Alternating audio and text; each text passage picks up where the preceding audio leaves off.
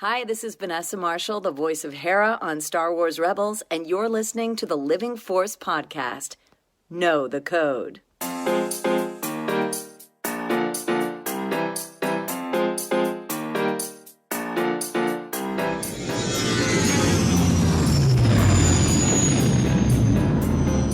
Great disturbance in the Force. Welcome to the Living Force podcast. There's always a bigger fish. A Utini production. I'll never turn to the dark side. Episode 12, Alphabet Squadron Roundtable, Part 1. Do or do not. There is no try.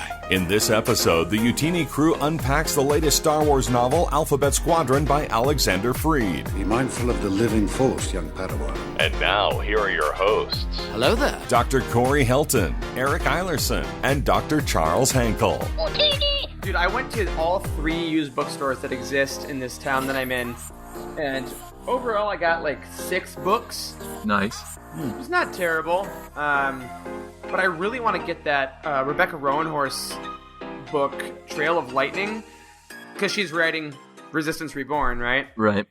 So, and last night she just won this like sci-fi magazine's best novel of the year, period. Oh, wow. For Trail of Lightning. Whoa, that's a big deal. So she's like astonishingly. So I want to read this before that comes That's out. a great idea. People are just regretfully, I actually just don't have a lot of sci-fi reading experience outside of Star Wars. Me neither. Funny Straight enough, up. like I've read a lot of other genres. I like a little bit of mystery stuff. I really like history and stuff regarding war and World War II. I read a lot of that kind of stuff. Yeah. But like, I don't have virtually any experience reading sci-fi, which is weird. I don't love. Sounds crazy. I don't know that I love sci-fi in general outside of Star Wars. Well, Star Wars is fantasy. It's fantasy. Yeah, and That's space. true. That's true. The only other major series I think I've read is like the Ender's Game series. I read like 3 or 4 of those books from Orson Scott Card. I did too. Yeah, it's crazy because I feel like with genres, I'm definitely a sci-fi guy amongst friends and stuff, but I always just go to the Star Wars section and it keeps that. But I'm going to try to get into more. Like I want to read Rebecca Roanhorse's stuff. I want to read the Expanse books, or at least watch the show. I've heard great things about the Expanse books. Yeah, so that'll be kind of my mission. I got Chuck Wendig's new book coming on Tuesday. The reviews are like it's his The Stand, essentially. Like it's his epic. Interesting. And it's gotten really, really excellent pre-coverage. So interesting. Wow. We'll see how that is. I'm really tired today. I feel like I gotta bump it up. I mean, I'm back to the champagne of beers. Well, there's your problem. Well, there's 12 of them for $7. Is that Miller High Life? Yeah, it is. Okay, so we went to since you guys made fun of me for drinking my lemonade Natty Light the other day. We still haven't tried it. That's the thing. We don't know. We don't know it's glorious. Listen, I have like really hyped this up to like everybody I know at this point. And we went to like a resident get together. Was the first time we got to meet all the upperclassmen and stuff on Friday. And of course, I show up with my 24 pack of lemonade Natty Light. I did. I swear I did. And like we ended up talking about beer, and we got on this big, huge kick because this one of the other residents, her husband is like really into brewing beer, which is awesome. Like he's done it like at a large scale before, and so he was talking about brewing. This other resident, her husband like works at a big local like tap shop where they have all the like a growler shop or something where they have all the beers and tap and stuff. And we got into this huge talk about beer and like all the different kinds of beer that I've really liked to try and things like that. And they just interrupted me. Like, we're going to have to stop you right there because I'm not sure we can have this conversation while you're drinking Natty Light. I was like, come on. Dude, that's going to be me at our celebration after party. I'm going to, after like 4 hours where we're going to be like 8 drinks in, I'm going to be like, get this man a Natty Light. Oh, wait, sorry. You only have beer here? That won't do it. Get this man a Natty Light. It doesn't taste anything like Natty Light, and I cannot believe that I would even purchase something like with the label of Natty Light on it. It just it tastes like a Mike's Hard but more beer flavor lemonade stuff. It's good. I mean, it's good. I respect your commitment to something that you enjoy. Screw what anyone else thinks. If you like it, you like it. Thank the maker. Exactly. You know what? Speaking of screwing what everyone else thinks, this is episode 12 of the Living Force podcast. We're out of movies. Yep. So is this bit officially dead? Because last week was our solo one? We got some TV shows we can use. All right, the Clone Wars. Season 1, Episode 1 of the Clone Wars. We're gonna be here for a while. All right, Matt, your audio has to be that specific. Don't do that. Don't make him do that. That's terrible. But with me on this extremely specific audio podcast are none other than my glorious friends, Dr. Corey Helton. Hello. Hello. And Dr. Charles Hankel. Hey, it's good to be back. All right, and I am Eric Eilerson. Now, Charles, your doctor name is going to get extremely important tomorrow, because tomorrow, our fair listeners, is Charles' first official day of doctoring. Yep. How you feeling, man? I'm trying not to have an active panic attack on air right now. Nervous, excited, all the terrifying emotions all mixed up into one, but it'll be fine. I think. I'm fine. How are you guys? Corey, how long do you have before your first day? I don't start until July 17th is my first day, and I start on like outpatient pediatric. So I have to deal with some. In the mornings, we see all the babies that have recently been born, do those, they do those exams, the newborn exams, and I get to do some circumcisions, stuff like that. Like, I'll start every day with that. With your coffee. That sounds great. Coffee and circumcisions. Yes, coffee and circumcisions. That could be another podcast we could start. That sounds great. I'm going to pass on that one. Yeah. So after we do the newborn stuff, then we go off and do the outpatient pediatric stuff, which is a lot of well child visits and things like that. Like, they come in at 6 months to make sure they're meeting their milestones and stuff. So it's like much more low stress than I think what Charles is having to start with. I'm on inpatient medicine, so it's all adults. But like, I could literally walk in and someone just codes, and I'm doing compressions like immediately. Like, I have no idea what could happen. Man. Like, to put this in perspective, this week I start tech rehearsals, so I have to be sure I'm standing on the right place where a light is on. On the taped eggs. So I respect your stress, Charles, but be in my shoes for a second. Those lights are hot, Those lights are hot. We might have to go do it again if I step in the wrong space, and then where will we be? Oh my gosh, what would you do? But this week, other than all of our stress, I'm very excited, gentlemen, because we are finally going to be diving in to Alphabet Squadron, the latest canon release by Del Rey, written by Alexander Freed. But before we get into all of that, a couple bits of business. We got a new review, guys, on Apple Podcasts from Rural Farm Boy, a big name in Star Wars Twitter. Super psyched that we got this review. I thought I would read it aloud for you guys, because Rural Farm Boy writes in a way that has a very specific kind of sound to it, and I'm going to do this as Rail Avaros. So, without further ado, the latest review of the Living Force podcast by Jedi Master Knight Padawan Rail Avaros. A new Star Wars show. These fellas cover all things Star Wars, from legends to the current canon stories. Sometimes silliness ensues, but it's always good fun. Recommended listening by me, Rural Farm Boy. Wow. So thank you for that 5-star review, Rural Farm Boy. And if you would like your review read on this show, in whatever dialect you please, go ahead, leave us those reviews and 5-star ratings on Apple, Google, wherever you find our podcast. Now, one more quick bit of business, guys. 2 episodes ago, we had our Starship Spectacular, and we had a little contest. We each made up some Starship squadrons. I was very proud of at least mine. Some mistakes were made. It's fine. But we decided to put up a poll for you, our wonderful listeners, on which one of us made up the best squadron. Now, to recap, I had Molitor Squadron, Charles had Saber Squadron, Corey had Victory Squadron, and Dylan, a listener of ours, Dylan Sasser, had Errant Squadron. And at the time of recording, gentlemen, would you like to know the results of the poll? Yes. All right. Give it to us. In third place, we have a tie, with Dylan's Errant Squadron and Corey's Victory Squadron both getting 14% of the vote. Boo. In second place, we have my Molitor Squadron with 29%, which means our winner is Charles with Saber Squadron with 43% of the vote. Saber. I have so many people I'd like to thank, but first and foremost, Corin Horn for oh my his contribution Get to the that squadron. Crap out of here. Easily the reason why I was able to pull this off. And also Poe as Saber 5. He did a great job in the back of the squadron. Saber 5. What a bunch of crap. It's Porkins. It's Porkins' fault. I knew he would let me down. He did. It's literally his purpose. Don't put him in there. It is. If you missed what a mistake. If you missed our extensive discussion about these squadrons and you want to know why we're talking so much about Cornhorn and Porkins, go check out episode 9 of our podcast where we went down all of our fan-made squads. Now, we did get 2 more I want to go through really quick after that episode. Andrew Bell, loyal listener, great guy, made up Legacy Squadron. And these were his. I want your guys' real-time reactions. His leader was none other than Saber Squadron star Cornhorn. I approve. Legacy 2 was Jaina Solo. Shout out to Corey. Legacy 3 was Aiden Versio. Legacy 4 was Adi Gallia. And Legacy 5 was Luke Skywalker. So I will take that. I'll accept that.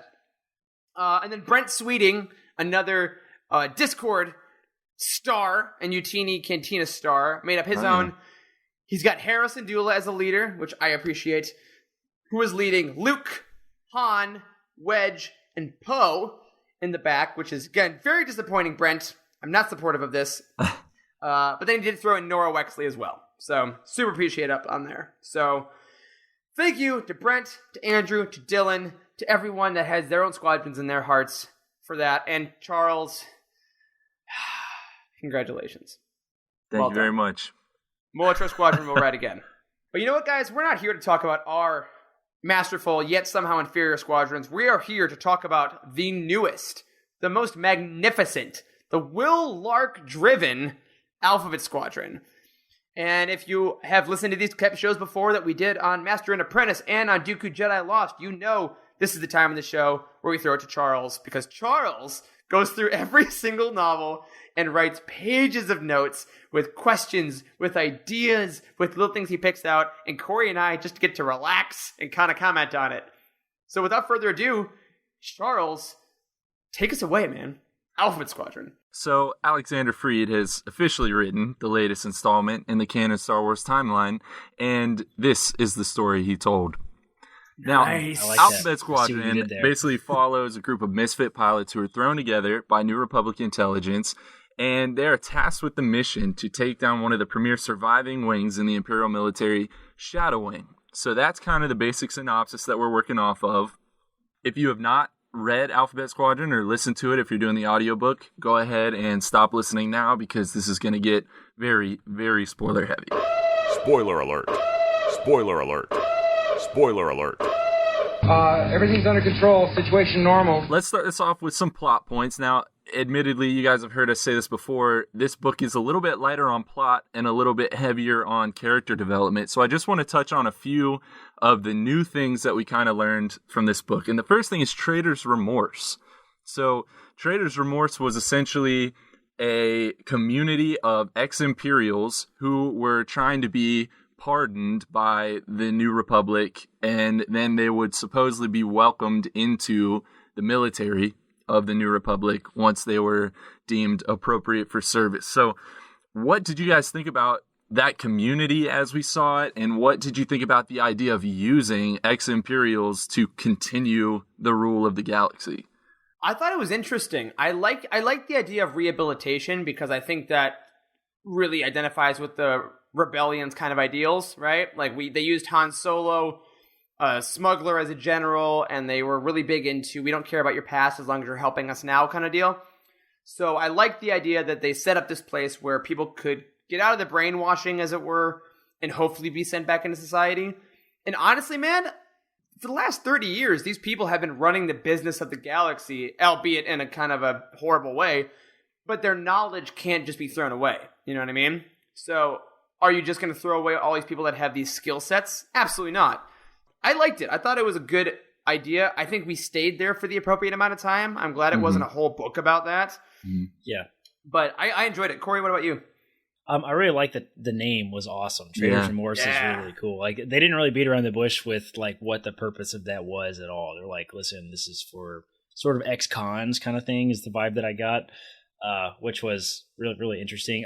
Something I really liked about this entire theme of Traitor's Remorse is that they were not like super welcoming of ex-Imperials. Like there was a very sort of gritty looking through everything from squinty little eyes, as I like to say a lot of time, like at the Imperials, which that has always really kind of bothered me about Star Wars, that we kind of get as a recurring theme is the whole theme of redemption in Star Wars is huge. You see it in the Clone Wars, you see it in the films, we see it in Vader, and everyone's sins are suddenly forgiven because they defect to the Rebel Alliance, they defect to the Republic, whoever they defect to, when they stop being a bad guy and they start being a good guy. That's a really big theme with I think it's in the Legacy series. You guys know anything about the plot with Tahiri? Mm-mm. She was like somebody that helped out Jason and was sort of a servant of his when he was an evil, Sith Lord, Jason Solo, when he became Darth Caedus in Legends. And like there was a lot of really interesting discussion in the Legacy series about that, because she like came back to the Republic, came back to the Jedi, and was really repentful. I don't know. She was bad. Sorry. Yeah, she felt real bad about everything that she had done, and like tried to sort of get back in with the Jedi. And the Senate wanted to like persecute her, and they locked her in prison. And the Jedi like I think bust her out at one point. It's crazy. So all this stuff that was one of my favorite sort of subplots in the Legacy series, because it's like, listen, you can do bad things and then have to face consequences for those bad things, which I hope, personally, one of my things I would like to see in episode 9 is that Jason, I almost said Jason, that Kylo Ren is just not totally redeemed. Like, I think we'll see some theme of redemption out of his character, but I don't want him to just like make the right decision and all is forgiven, because he's done some really bad stuff. Yeah, I think that's the thing about Vader too, is, he gets redeemed. Luke knows that. Right, but nobody else does. No, because they're like, okay, and redeemed. I mean, Yeah. I don't know. He still sort of saved him for selfish reasons and stuff. So I don't know. Like, I like that theme in this book early on, though. It's like, hey, these are Imperials like that have done some really bad stuff. This, early rebellion. We even see that in the Rebels TV show. Early rebellion, like they welcome defectors and stuff. But now it's like, do we want the defectors this late? Because we've been fighting openly in war for a while now. Well, and I loved that point of it too. I think, Charles, you're going to get here in a second, that Erica Quell looked down on people as the days went on. Because if you defected early, then it's like, okay, you saw Alderaan and you're like, that's terrible, so I'm going to leave. But the amount of people that defected later and later and later, eventually you get to a point where it's like, you're not defecting because you don't believe in this. You're defecting because you think you'll get in trouble if you don't. So you're really just kind of a piece of shit, and you're trying to save your own skin. Yeah. So I loved all those little idiosyncrasies. Yeah, I think it was kind of an unfortunate necessity, because if you think about how large the Empire was and how large this galaxy is that they're trying to rule, like, you can't just turn all of those people away. But it kind of leaves the door open for there to be an Imperial remnant operating within the New Republic too, right? Like, I mean, I think we might see that pop up later on, especially since there's already an intelligence aspect to this whole series. But guys, speaking of Traitor's Remorse, I have some remorse of my own, because I skipped how we should really open all of these roundtable discussions, which is with our opening rating of the book on a 1 to 10 scale. So let's go ahead and knock that out now, and then we will continue with these plot points. So, Corey, 1 to 10, what'd you rate the book? I haven't given this enough thought. Come back to me. Eric, you go first.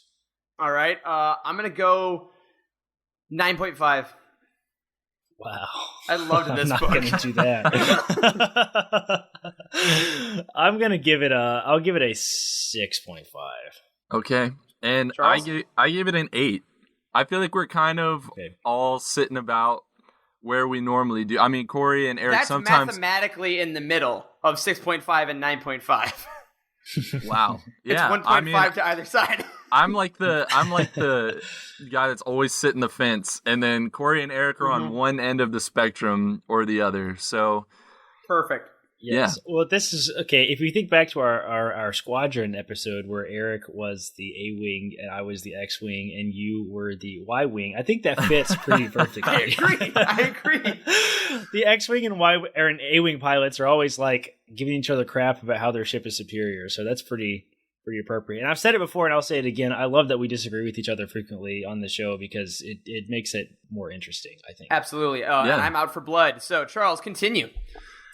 Yeah, so Eric, you touched on that there was a delineation between the people who left early on or who defected from the Empire early on versus those who left later. And one big point in particular that they used to show maybe how awful these people were that were leaving the Empire was whether they left before or after Operation Cinder specifically. Mm-hmm.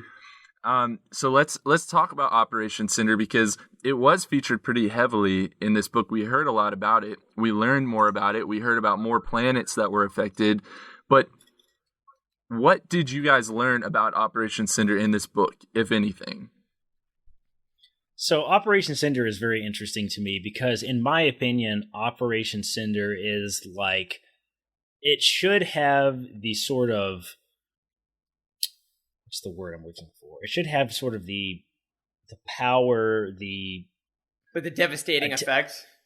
The attention, I think that like the destruction of Alderaan or like the Death Star, the destruction of the Death Star has. But to me, for some reason in canon, it just doesn't feel like a big deal. And I don't know why that is. I think it might be because of the way it was introduced in the Battlefront 2 campaign. It just felt sort of suddenly dumped on us. We didn't really have a lot of build up to Operation Cinder. There was no talk of it before. And I think this is from Legends also, isn't it? Isn't Cinder from Legends?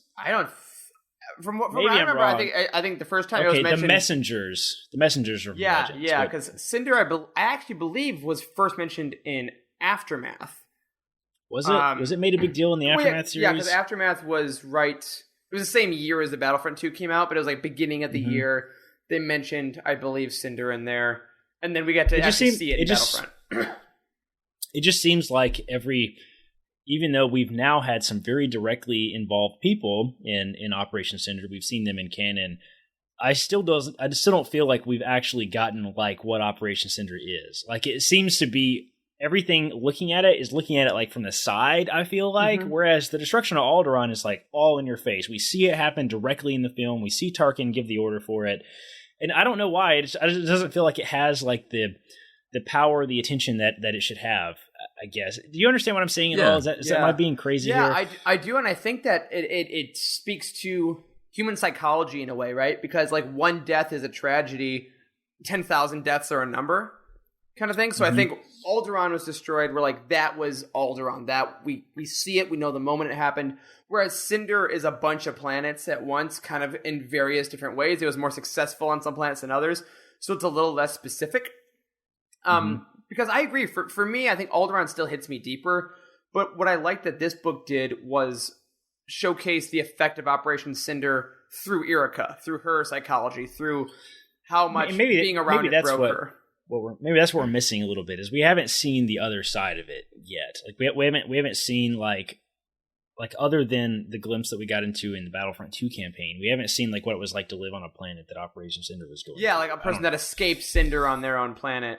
Mm-hmm. Yeah, maybe that's what I'm missing. I don't know. It's just something that is weird. I think also it's that a lot of what we've seen about Cinder is supposedly how it was undermined, right? Because we saw Iden Versio kind of stop it from happening on Vardos.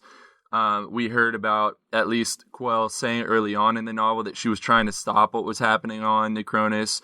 I think they also said that wasn't Abednedo one of the planets that was affected, and they stopped it as well. So like it doesn't have the same devastating effect that of seeing Alderaan blow into a million pieces, and there's nothing you can do about that. It's like that quickly, Like, there's no escaping from a Death Star. There's no escaping from a from like a Hosnian Prime scenario. Like you're done. It's in a moment. Whereas Cinder is more of a slower process, and I think also the purposes are different. Because I think I'll interrupt you for a second. I was actually going to ask about that, is because maybe that's part of my problem too, is it still does not seem like there's a point to Cinder. And maybe that is the point, is that there's not a point, and it was just stupid destruction because the Emperor, like he put it, but why? Why did he do that? That makes no tactical logical sense from any... a lot. We're going to unpack that a lot. Because they talk a lot. I'm ready to talk about that. I've been dying to talk about that forever. A lot of people in this book offered opinions on why it happened, and they had different thoughts about it. So I don't think there actually is a clear answer yet. I think you're right. And maybe it will have more weight when we get that clear answer, which I assume we will eventually. Yeah, because my thought is I combine this and Aftermath together to kind of figure out what I think is happening, because I think some of it does possibly play into episode 9 with Palpatine coming back and the eventual rise, because in Aftermath, there's with the whole Gallius Rex plot, I think there's definitely this idea that Cinder is created to separate the extraordinarily loyal from the Emperor's dead, we don't really care about this anymore. So there's definitely that.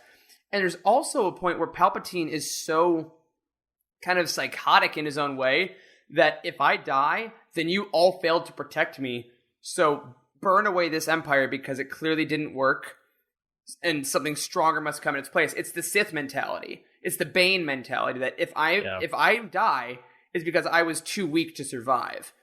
So Cinder is kind of like the insurance of, well, this empire didn't live up to its potential, so it must burn both as punishment and to figure out who is actually strong enough to survive it to create what then becomes the First Order. Mm-hmm. Right, which I was actually gonna bring that up too. Is like we've seen the beginnings of the first. Well, we've seen some glimpse into the early First Order stuff in the Claudia Gray Bloodline novel. Like it alludes to the First Order a little bit in that book, and like they were figuring that out. I'm ready to see the dots connected. Like, and I'm hoping that after we get episode 9, they won't be so afraid to kind of go that route in the books. Because it'll open it up. Like, I really hope we get that eventually, and this is not just kind of left dead and left alone. Like, I hope we get to see how the people that stayed with the Empire after Cinder become the First Order, if that's even what happens. Yeah. I mean, we don't actually know that that's what happened. True. So. We get 2 more of these books, though, at least in the next 2 years. So I'm definitely thinking that the release timeline is anything but accidental. Sure. Okay, so let's talk just a little bit about the overall format of this story, because it was the very classic kind of storyline of building a team, and you get all of these individuals from different backgrounds and you throw them together and they have some big task that they have to complete, and it seems like there's no way they're going to do it, but gosh darn it, they pulled it off. How did that sit with you guys? How did this compare to maybe other Star Wars books that follow a similar format, or maybe even stories that aren't in the Star Wars universe? I wrote about this a bit in my review, which is on utini.com right now. Slight plug for that.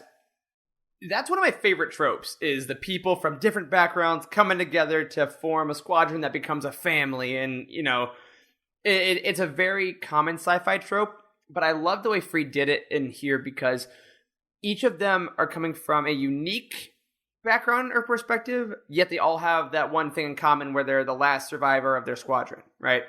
So people united by tragedy is something I really love. But I do also love that they weren't bogged down by it. Like, we didn't get a book full of just sad people with death wishes. We got people that were pissed about things that happened and that didn't always get along. I mean, like those early missions, the early simulator missions kind of got a little janky, and then their first mission they went on, they obviously failed. Things like that. I love that learning curve. But they didn't just decide, am I going to leave the squadron? Am I going to abandon this cause? That was never really a question. They were always in it, and I love that, because I don't like books with incompetent, wishy-washy people, because I'm like, I'm reading your story. Like, why should I care if you don't, kind of thing? And I never questioned that they cared about what they were doing, and at the end, when they really come together as a squadron, I think that was well earned over the course of the book. Yeah, I will kind of have some similar comments in some ways to you, Eric. Like I generally like books that sort of assemble a team. We get to see a cool thing like Suicide Squad. Like, everybody hated that movie, but I really liked Suicide. That's what it was called, right? Yeah, Suicide Squad. I had a brain fart for a second there. Yeah, I mean, I like seeing the teams come together and do stuff. That's what happens in the Rogue Squadron books too, and it's good. And I will say though, I found it in Alphabet Squadron. I found it a bit tedious. Like it really took a very, very long time for a book to be called Alphabet Squadron, to be about like the squadron coming together. It took almost 3/4 of the way through the book before that even happened. And that took a very, very long time, in my opinion. Like, you guys heard me mention before that I started the book over because like I was just not getting it, and I was really having trouble keeping all the characters straight. And like I thought it was a little unnecessary to get the extensive history of every single character that we got. I mean, very well could have been done in the first quarter of the book that like, boom, boom, mission failure, squadrons are dead, let's assemble them and get on with the mission. Like, maybe it was necessary to build up the 204th a little bit. It was the 204th. Yeah, right? 204th. Yeah, it was a little bit necessary to build up the 204th is the Shadow Wing. That's their formal name, sorry. It took a little bit to maybe build the story, but it didn't feel powerful to me. Like, it didn't feel like everybody's very motivated by revenge. I think that was what was trying to be built up a little bit because everybody had their own little run-in with the 204th, but like I didn't feel it. It didn't feel like everyone's run-in was significant to me. Like, so you think they took too much time with events that didn't have payoff? Yes, exactly. Like, I think if you wanted to properly, I think the attempt was to, develop the relationships with Will, with his previous squadron mates, right? But they killed him off so fast, it's almost hard to build enough character development to give Will a good, I just lost my best friend story, Does that make sense at all? Yeah, so I want to jump on that because that's something that I felt extensively in kind of an opposite way, because I think that what you're talking about with the squad coming together quicker is definitely what happens in the Rogue Squadron books. I'm about 160 pages in to the first Rogue Squadron book, which is great. Thank you guys for that recommendation. But one of the issues I'm having with it is I'm constantly flipping back to the beginning to see the names of the people and what species they are. Yeah. Because they came together so quickly that I didn't have a chance to latch on to what made them different. Whereas that's fair. In this book, for me, I loved having more time with them individually because once Alphabet Squadron was formed, I already kind of had a feeling how Nath was going to interact with Chas and how Will was going to react to Kairos because I had spent so much time with them individually. Now, when you talk about Riot Squadron and Hound Squadron, how we met them for a bit and then they died, met them for a bit and then they died, that was one of the most heartbreaking parts of the book for me because as a reader, I felt like, oh, this could be my friend. And before I even get that level of satisfaction, it's ripped away, which I think is one of the most, what I assume is accurate descriptions of war. Is when you go to war, you think you're making a best friend, you're going to be in this war for a year, and then tomorrow they're dead. And I'm like, oh, we have 3 books, so I'm sure some of these people will, and then they're gone. The next page. And I thought that was a really harsh, yet kind of sobering way to introduce Will and Chas, was by kind of tricking us in that way. Charles, any thoughts? Yeah, I mean, I actually appreciated it, and it's mostly for something that Eric was saying where you kind of already have a good idea about the character, because if you start off a book and you just throw all these characters together and the reader knows nothing about them, I think you do lose you lose an appreciation for the individuals because you have no idea what to expect from them until you eventually get that one chapter where they tell like their backstory, right? And now you know kind of what to expect. But I liked going in and feeling like I already knew each character individually so that I could see how they would interact as a squadron. Yeah. And I think the death point that you made, Eric, is really good as well because these type of books can't shy away from that. I think that you trivialize their struggle if you do that, and Rogue Squadron actually does a really good job of that as well, or the entire X-Wing series. They don't shy away from that. But what I hope is that this doesn't turn out to be one of those things where all of these ancillary characters are dying, and then like the team just no one ever really is affected. Yeah. That's what I don't want. It gives you that weird like untouchable main characters is frustrating. Yeah, exactly. Yeah, so and I think I agree. And obviously, as we said before, if you're already this far in and you don't know this is a very spoiler-filled episode, seriously, there's spoilers. Because all the main characters in the squadron do survive the book. Yeah, I think that with this being, if this hadn't been a trilogy, I don't think that would have been the case. Yeah, I'm really picky about character development. I think in movies and in TV shows and books, and like there's a really great review of sort of the additions to Star Wars that is somewhere. I can't remember if it's a Red Letter Media review or who it is that does it on YouTube. There's a great review where they talk about the things they added to A New Hope, like every time they released those through the 90s and early 2000s, they kept adding digital stuff, right? And that's what frustrated a lot of fans for some justified reasons, some unjustified reasons. Like, who cares that it's got Hayden Christensen as Anakin Force Ghost? Right. Whoop-de-doo. That's fine. Okay, but one of the big things that like they added that a lot of people had a lot of frustration with is that scene where like Han Solo goes out to the Falcon after meeting our main characters in the cantina, and he goes out to the Falcon and Jabba's waiting for him. And they like have that little brief discussion. He like steps on his tail as he walks over. You guys know what I'm talking about? It still doesn't look good when he steps over the tail. It looks, so it looks bad, and like the big criticism that this reviewer had, I'm pretty sure it was Red Letter Media, is like, we didn't need that at all for Han Solo's character development, because I think that's why they added it. I think there were some comments and some of the behind the scenes stuff. That's why they added that Greedo scene, and it just is all you needed. Yeah, exactly. And the thing that he says is, we see Han Solo murder Greedo in cold blood and then flip a coin to the bartender. Like, that's all you need to know about Han Solo. That it tells you exactly what type of person he is. Yeah. And we don't need to see that he owes debts to a gangster and the gangster wants him and he's full of empty promises. We didn't need to see all that. But Corey, the thing with Han Solo is that he shouldn't be the guy that shoots in cold blood, because he's a hero to the kids. So all right, stop it. That's way too good of an impression of George Lucas. That Greedo should shoot first, and then you had to figure out why he was being a bad guy. Yeah, okay, it's a kid's movie. I get it, blah, blah, blah. But still, I'm just like, so I'm picky about character development. I think that Star Wars has a really bad history of like giving us too much character development. Like, that was one of the big criticisms of the prequels, blah, blah, blah. Mm-hmm. We didn't need to see little boy Anakin, like whatever.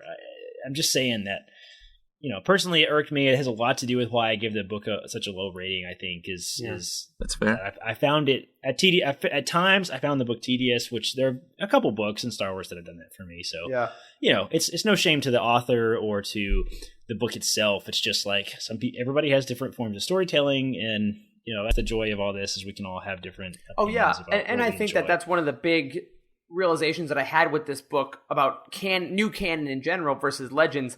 Legends was a lot more about the overarching plots and how everything affects the galaxy as a whole and how the mythology is crafted, whereas a lot of these new canon stories we're getting are way more character heavy, are way more like, this is how it affects this person, like all the Claudia Gray stuff. I mean, Bloodline, Leia Princess of Alderaan are just to kind of show us how Leia gets through these challenges, and yes, some stuff affects the outward machinations of the galaxy, but for the most part, like those books, your Master and Apprentices, all that stuff is way more character driven. And while I think that the tediousness can be writing style, like you're saying, you loved Master and Apprentice and this one didn't do it for you. Mm-hmm. So, but nonetheless, like a lot of fans that loved that kind of vastness and that kind of mile a minute pace of the Legends books are finding these ones a little more tedious, for sure. Yeah, whereas shoot it like heroin into my veins, this character development, just to be clear. And Han shot first. That was George Lucas earlier. That was not me. All right, so we've talked about the Squadron as a whole, but again, this book really was very character-driven. So I want to go ahead and hop into the character section of this review. So let's talk about each member of the team individually. It's probably no surprise. I want to start off with talking about Yrica Quell. So Quell was basically the ex-Imperial, as we said, who we first meet in the very beginning in Traitor's Remorse. And according to Quell, her background is maybe not entirely sympathetic to the Imperials. So she claims that she had always planned to desert the Empire and join the rebellion, thanks to one of her childhood friends who said it was the most worthwhile thing you could do with your life. But after she joined the Empire, she kind of didn't think it was so bad, and she didn't want to abandon the colleagues that she'd made in shadowing, and so she decided to stay. Now, I thought that was actually a pretty interesting take to just have her say this right up front. Like, yeah, it really wasn't so bad. The Empire was fine, so that's why I hung around. Did that make you not like her or dislike her right from the get-go, or did you kind of sympathize with what she was saying? I didn't like it. I thought it made her... made her seem weak, in my opinion. Like, it made her morals seem questionable in the very beginning. Like if she's not, which seems to be a recurring theme of this entire book, is it? By the way, is it Yrica or Erica? Yrica. Eric, what does the audiobook says? Erica. Yeah. Erica. Erica? Yeah, like Eerica. Okay, Erica. Erica Interesting. Quell. I also said Erica, like in my head, Charles. Yeah. Yeah, I found it morally questioning. I mean, I found her moral questioning a little frustrating. Like, as a leader of the entire squadron, I agreed with Aiden and his sort of criticism of maybe she's not the right choice because she seems to be all over the place ethically. So yeah, I don't know if I had a strong opinion in the beginning regarding that with her. I noted it. I thought it was interesting that she was very much like, yeah, I wanted to be a rebel when I entered, which is, I think, a thing we haven't really seen before of someone saying, I wanted to go here for flight training and then become a rebel. I guess the closest we get is Solo, where he's like, I want to go get the flight training and then go back to Corellia. Or Luke. Luke wanted to go to the Imperial Academy also. Oh, right. Because his friends have already gone. And right. That's more like just trying to join the military to get the heck out of your hometown. Boone County, Nebraska. Exactly. So. But I found it interesting that she was pretty upfront about it. Now, her staying in, I guess my gut tells me I couldn't blame her a ton, because with books like Lost Stars, especially when we got to see the kind of inner workings of the Academy and how a lot of them are just regular people that are caught up in this horrible thing, I get why she would stay, because she didn't want to kill her friends and the rebellion was like horrible and she was young and all those kind of things. But I do think it definitely put her on unshaky moral ground. And to be perfectly frank, she's not one of my favorite characters in the Squadron. Like, again, I love this book. I love this squad. Me either. She's my least favorite. Yeah, but I think in acting terms, right, she's a straight man. Like as an actor, if I'm auditioning for a comedy, right, I want to be some of the crazy people that come into the main character's life, because that's where the fun is. That's who the audience remembers. Whereas the person in the center of it kind of just has to be an exposition factory that holds it down. Like, I am the level. So I can't be as rough as Nath, and I can't be as optimistic as Will. I can't be as badass as Kairos, and I can't be as kind of like off the rails cool punk as Chas. Erica kind of just has to be the center, because we always need that. She's like the Nora Wexley. Like, we always need to be able to come back to this even keel. Yeah, but even then, she doesn't do that very well. Like, keep the even keel? Yeah, I don't think she does, personally. I don't know if... at the beginning, I think definitely not, because I think she's... One of the things I like that Freed does is that she treats them like Imperials. And that is very stark. And it's a thing I don't think I could have expressed before reading this book, the difference. There was a quote that I wrote down that I really loved in the book that said, the Imperial valued squadrons and the Rebels valued pilots. And I think that was a super interesting thing to see Erica switch of, like, even though she was leaving because Operation Cinder was so horrific, she says, she still couldn't get rid of that programming. So I'm going to be the Imperial pilot that is definitely not caring about the individual needs of my squadron until the end of the book, which I know we'll get to in a little bit. So yeah, I think honestly, the moral ambiguity is sort of the biggest issue with it, Corey, like you were saying. The thing that struck me the most was that she wanted to join the rebellion because her friends said it was a good thing to do. Like, it wasn't because she believed it was a good thing to do. She just planned this for her future life because someone she likes said it was a good idea. You know what I mean? Like, that's just like, that's not, she would never have been committed to that cause. It really doesn't sound like to me. So I think that kind of bothered me. But yeah, I agree. I think that's an interesting thing about her character is that this whole book, she's really good at following orders. She's really good but she at has being to be told what to do.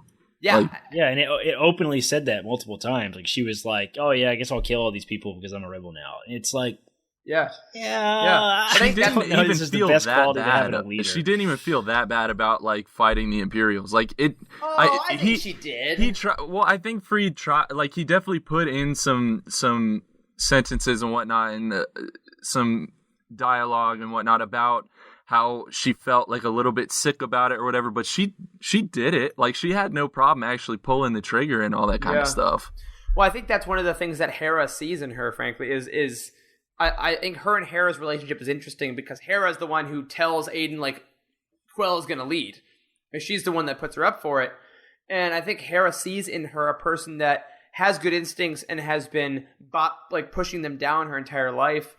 And I think the rebellion is the first place, or the burgeoning New Republic is the first place where she can actually open up a little more and kind of start to let her actual feelings drive her, which is what I think we start to get at the end of this book. And I think the next two books, I mean, God, her first kind of conversation she's going to have with Keyes, whenever that happens, is going to be a real test of that, because she's going to have to do her new family versus her old family. And I think that we're going to see her evolve into this person that trusts her feelings, but is always kind of fighting that Imperial programming. Yeah.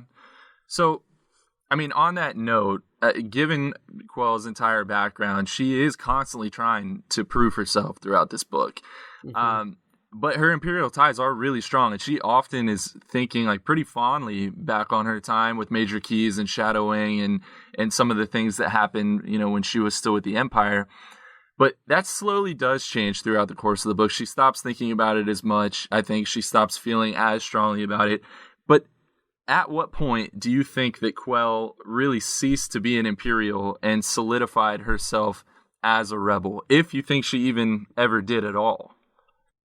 You know what? I don't know that she totally has. In fact, that actually might make this book series a little more interesting if we see her think she's back and forth or something. Yeah, I think she's a little like Finn at this point in Force Awakens.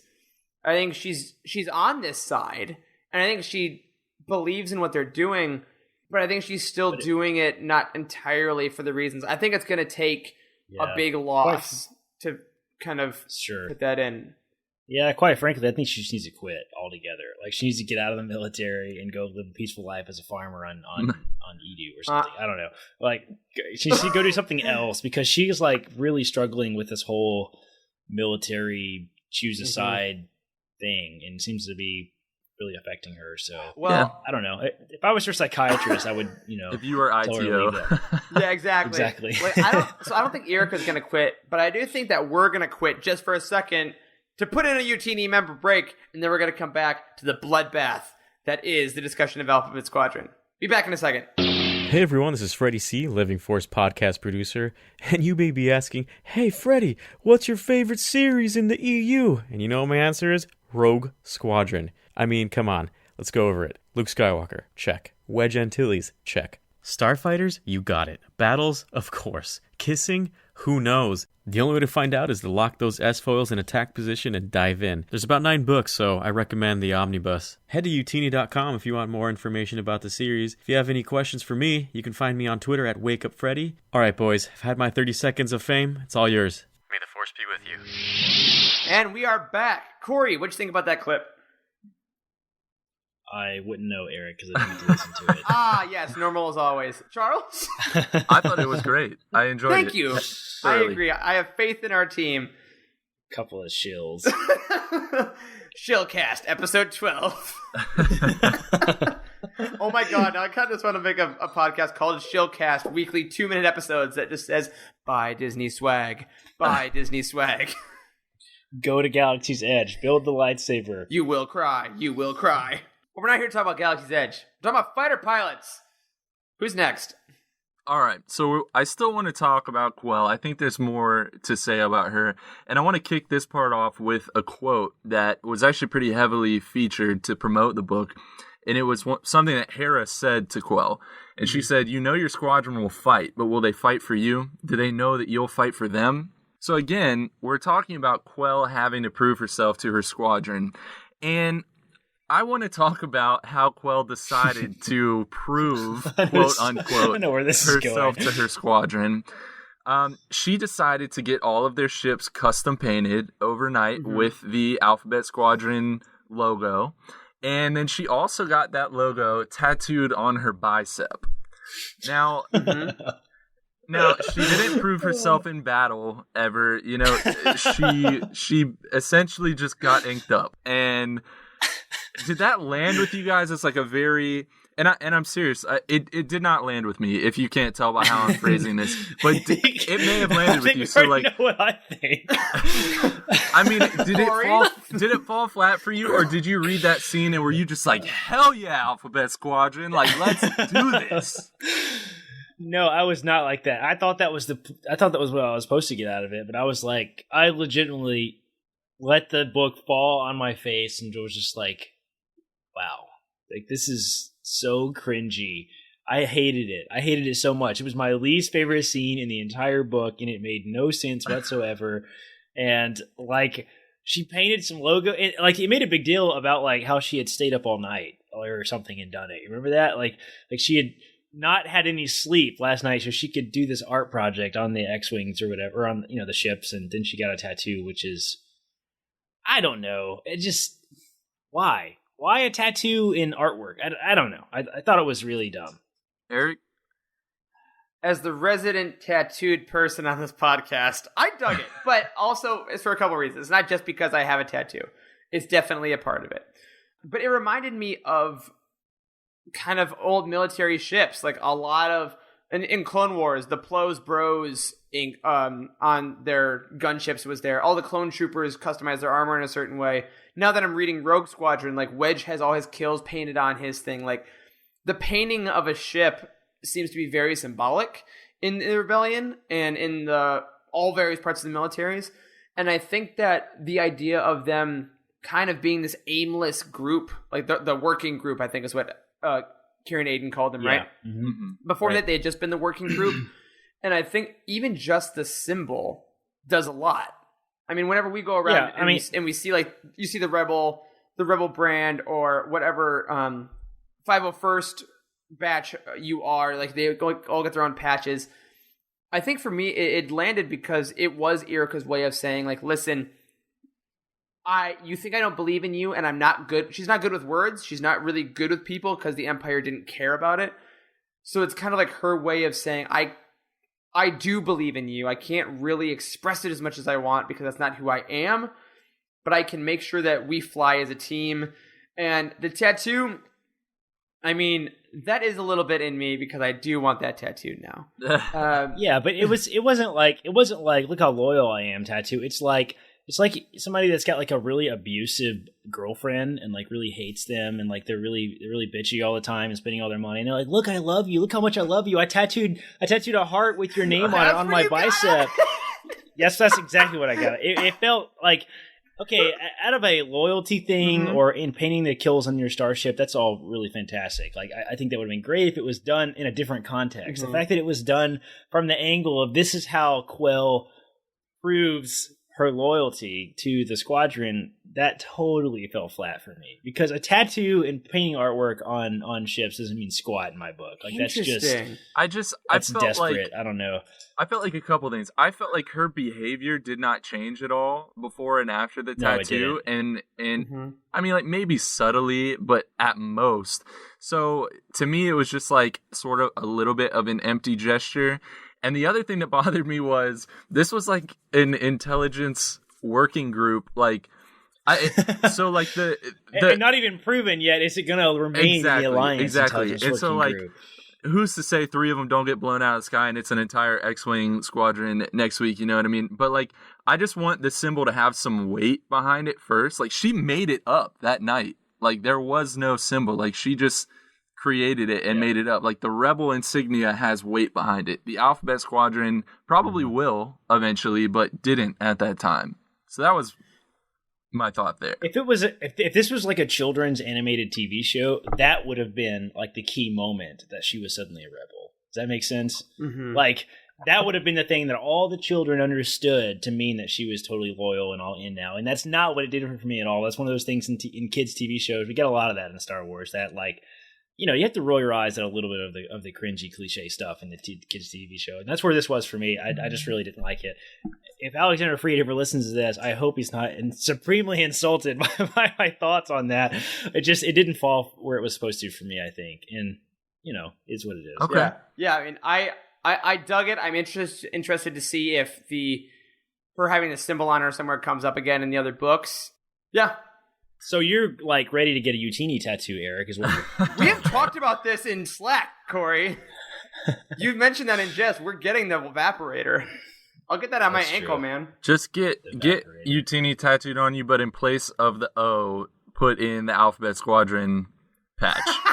Wait, so it's gonna have to be like a large thing across my entire back in order to get all that detail in. I was thinking like chest, like across the pecs would be good. Oh, that'd be good. My best feature is my naked chest body.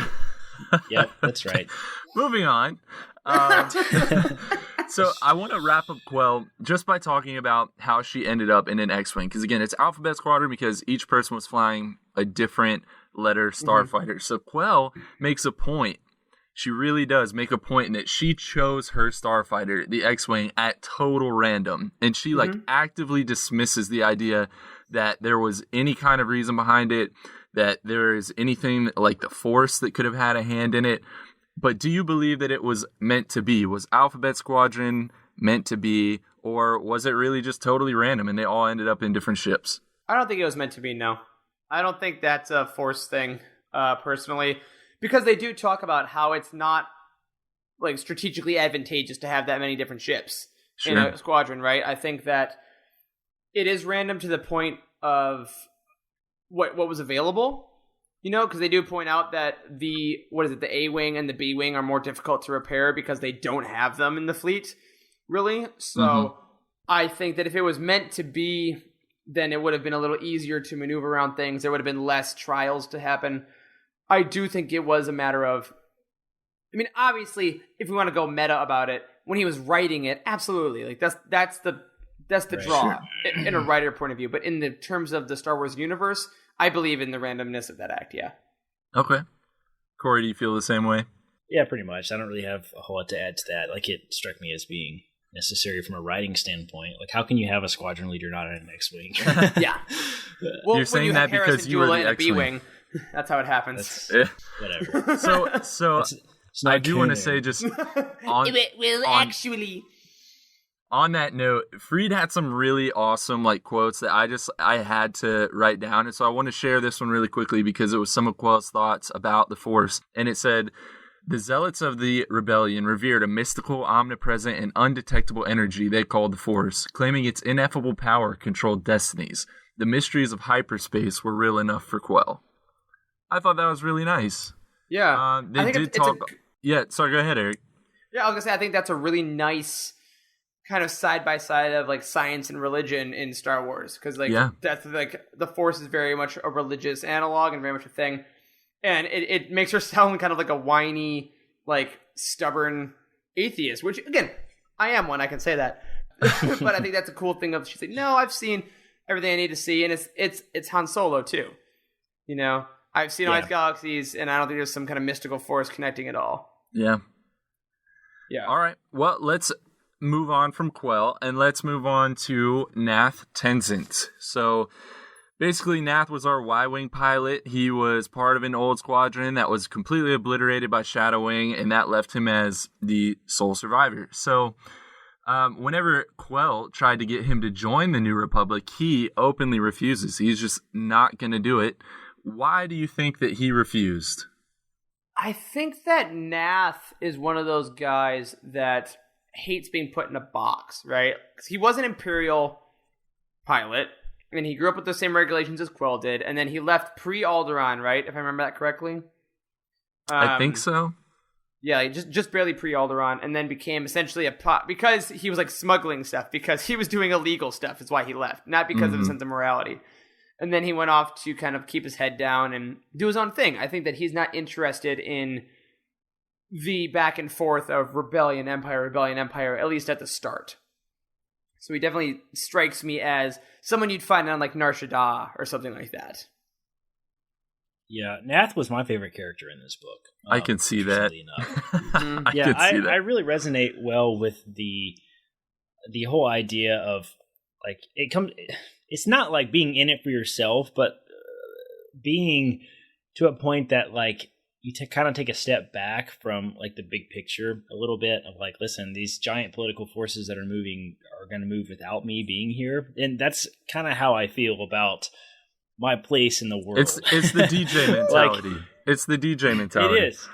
Well, it's not quite the DJ mentality. The DJ mentality is just screw everybody kind of thing. I mean, kind of Maz Kanata. This fight's been going on forever. I've seen. Yeah, kind of. Yeah. And I see what you're trying to say, Charles, and I do resonate with that a lot. I stopped personally. This is not Star Wars at all. I stopped paying really close attention to politics about 2 years ago, right after the presidential election of 2016, I guess a lot of shit has happened, Corey. I'll give I know. And Eric, the flaming liberal among us, we will have lots of things to say about that because we differ politically in a lot of ways too. And it's just like, I just don't really resonate. I feel like the giant machinations of the rich and powerful are going to move without me, and I can't. My one vote, my one place in the galaxy doesn't really have a lot of effect on those things. So, like, I'm a happier person by sort of taking a step back and, trying not to get too angry by everyone. Well, Corey, and Nath is very much like that. So, yeah, Eric's right when he said that you missed a lot. The Jedi tried to overthrow the Emperor, and so now that's a thing. There's it's okay. It's pretty messy. A lot is going on.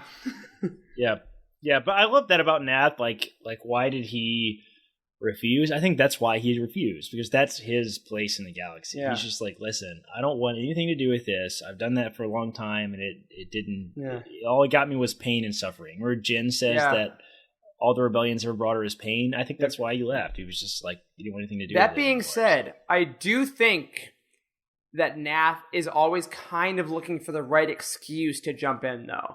He is like Han Solo, and that's what I respect about him. Is like, that's why I say he's not like DJ, right? Like DJ like screwed everybody over, okay, like and he would like betrayed him on purpose, and he would do it again in a heartbeat. Like Han Solo's not like that. Remember, Kira says he's actually the good guy, and that's how I feel about everything. Like, I will make the right decision when I'm put in the position to do that, but. I respect that Nath is like that. He has a good moral compass. It's just sometimes it's kind of buried under a wall of something. Yeah, else. he's like, I'm not going to come help you just for pure moral reasons, but if you say the right words and like offer me money, then I can say to myself, oh, I'm doing this for money, even though down below it's like, cool, now I'm finally actually able to do what I want.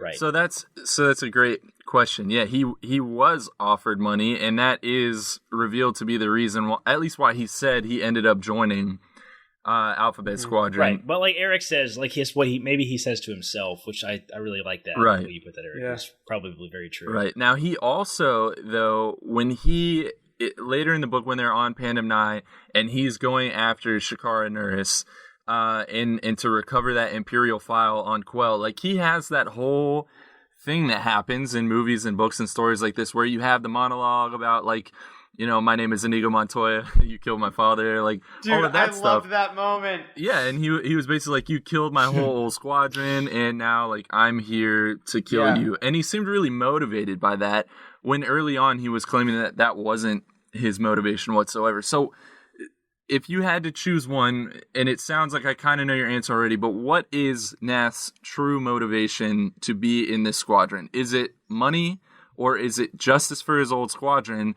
And whatever your answer is, what's keeping him in the squadron moving forward, given the events at the end of this book? I think at the beginning of the book, it's justice for his squadron hidden under the guise of money. Right. I think they definitely both play a part. And after he literally has the moment where the quote, I wrote it down, I don't have it in front of me, but it's like, hi grandmother, you killed all my friends, we should chat. Or no, I know you're busy. I think that's what he says. It's a baller move. But then at the end of the book, I earnestly think he stays because he loves his squadron. Like, he and Will become super good friends. Like, they're wingmates. Like at the end of the book, when Nath is like, yeah, I left to do my mission, and Will's like, just tell me next time. And he's like, you wouldn't have understood. And Will has that moment of like, no, I'm your wingmate. Like, I got you, and I'm willing to, but you just need to keep me in the loop. I think that Nath has finally found another sense of longing, because I'm guessing he probably told himself at one point, I'll never join another squadron. Like, I won't risk losing them ever again like that, which is why he went to the kind of underground life. And I think now he's accidentally found a family, which is another trope I really love in sci-fi, is the accidental family, right? So I think that he has gone from revenge to selfish motives to now emotional motives. I still don't think he loves the New Republic a ton. I think he could take it or leave it, but I think he would die for the members of Alphabet Squadron now. Oh, you trust him way more than me. Way more than me. Corey, what do you think? Where I am at the end. I don't think he's going to put his life on the line for... I mean, he might. He put him under the right pressure. I think he's one of those... he's one of those characters that's wishy-washy enough that it's a valid question. Is he going to? Yeah. You know? Well, I think there might be a Han. twist. I think there definitely might be a moment of like, Nath, you were gonna, and it's like, oh shit, like I have a Beckett-esque twist, but I don't think so. But I'm also very Will Larky in my mind of loving people and hoping that they're not mean. Yeah, I think that we are going to get Nath. He is going to end up being a good guy by the end, but I don't think he's there yet, because you're rolling me right into my next question, Eric. It's almost like you know what I'm going to say sometimes, but a little bit. So Nath is constantly trying to make connections with other people, whether it's other people that are on, the Lodestar, or the people in Alphabet Squadron. But it seems like it's always for a selfish reason. Like he basically says, like, I'm friendly to these other people in case I need to call in a favor later. Yeah, he's networking. He's networking. Yeah. And later in the book, I agree with you, Eric. Nath does start to seem like he's liking his squadron mates, and I would say that he probably is closest with Will, but does he really like them, or is he just doing the same thing he's doing with everyone else, where he's trying to use them? Because I will point out that he left Will hanging on Pandem Nye. Like, he totally pieced out and was like, hope that my astromech can be your wingmate and keep you alive, but if he can't, maybe I'll feel bad. But like, he totally left Will hanging. He did, and I think that's a genuine test, because he does say at the end of the book, he's like, cool, as far as I'm concerned, I'm done working for Aiden now. Like, I did my mission, I got paid. Like, because I think at the end of the day, he's still gonna do the missions that he accepts. Like, he is a man of his word in that way, right? Mm-hmm. So now that that's done, that debt has been fulfilled, as it were. And I think that he now had to learn, like, oh, that did actually affect this person and this kid, essentially. That they kind of have, I'm seeing like a Tony Stark, Peter Parker relationship with the two of them a little bit. Mm-hmm. So I think that as the next two books go on, should they all survive them, I think we'll see a little more of that protectiveness, that if like Will is hurt or if Will gets kidnapped or something, Nath's going to be the one to say, all right, let's go get him, kind of thing. I don't have a good answer to this question either. I mean, I think he is supposed to be kind of a wild card in a sense. Like, we don't really know what he's going to do. And I think that's what makes him a fun character, is that he's unpredictable. Because, you know, a lot of Star Wars characters, we talked about that in like the X-Wing series. They're very predictable because they are almost cliches of superheroes, right? And Nath is definitely not that. So yeah. But what else is unpredictable is what we're going to say about Alphabet Squadron on next week's episode, because we're out of time, guys. These absolutely fly by, and we have so much more to get into with Alphabet Squadron, including possibly the best character in the history of the new canon, in Will Lark, who we will talk about with Chas and with Kairos, the badass of all badassery, and a bunch of other stuff when we get into next week's episode. But ladies and gentlemen who I'm currently talking to, that'll do it for this week's episode of The Living Force. Thank you to especially Charles for putting these together every time we do one of these. The work is amazing, and the questions are great, and I can't wait to go even deeper. For our listeners, if you're new, don't forget to subscribe to this show wherever you get your podcasts, and tune in every week to hear us at Utini talk about the Star Wars Expanded Universe. Please leave us a review to help people find us, and head over to utini.com for reviews, articles, and comprehensive book profiles on every single story in the Star Wars galaxy, including Alphabet Squadron. If you want your thoughts on this show, email us at livingforcepod@utini.com, tweet at us at livingforcepod, or join our Utini Discord community by going to utini.com/discord. Personally, we are all on Twitter. I am at Eric Eilerson, Corey is at DocStarWarsMD, and Charles is at C. Henkel. A special thank you to Matt Davenport, our amazing editor, Freddie, our tech wizard, and Wes, our community manager. Thank you to Corey and Charles for podcasting with me. Charles, good luck tomorrow with doctoring. And as always, may the Force be with you. Bye, guys.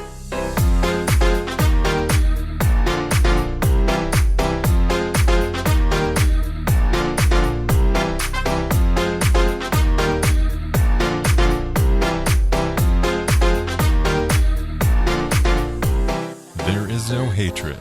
There is joy. There is no division. There is union. There is no apathy. There is passion. There is no gatekeeping. There is community. This is the Utini Star Wars Fan Code. Embrace it, live by it, and above all, trust in the living force. That's all for this week. Join our community and surround yourself with like-minded fans by visiting us online at utini.com. Until next time, may the force be with you.